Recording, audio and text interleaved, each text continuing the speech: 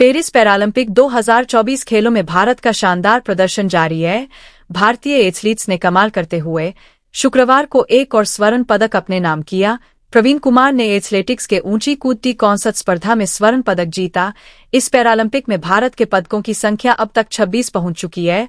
भारत इस बार 25 पार के लक्ष्य को लेकर इन खेलों में उतरा था और वह पार हो चुका है। यह पैरालंपिक हर मायने में भारत के लिए अब तक का सर्वश्रेष्ठ पैरालंपिक साबित हुआ है। अवनी लेखरा से शुरू हुई कहानी जारी है और नेवें दिन प्रवीण के अलावा भी कई पदक आ सकते हैं। पेरिस पैरालंपिक में 84 पैरा एथलीट्स भारत का प्रतिनिधित्व कर रहे हैं। इन खेलों का आयोजन 8 सितंबर तक होना है। भारत 12 डिसिप्लिन में प्रतिस्पर्धा कर रहा है, जो टोक्यो से 3 ज्यादा है। भारत के लिए पेरिस पैरालंपिक सबसे सफल पैरालंपिक साबित हुआ है। टोक्यो पैरालंपिक 2020 इससे पहले भारत का सबसे सफल पैरालंपिक रहा था। उसमें भारत ने 54 एथलीट्स भेजे थे और 19 पदक जीतने में कामयाब रहे थे।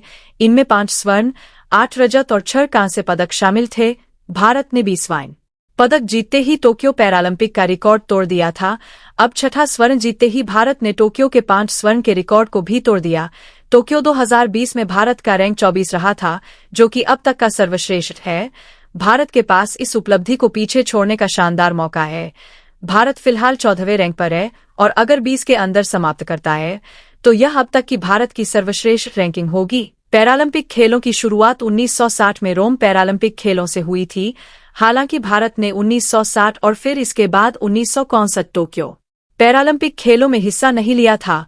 1968 तल अवीव पैरालंपिक खेलों में भारत कोई पदक नहीं जीत सका था, जबकि 1972 हीडलबर्ग पैरालंपिक खेलों में भारत ने सिर्फ एक स्वर्ण समेत एक पदक जीता था।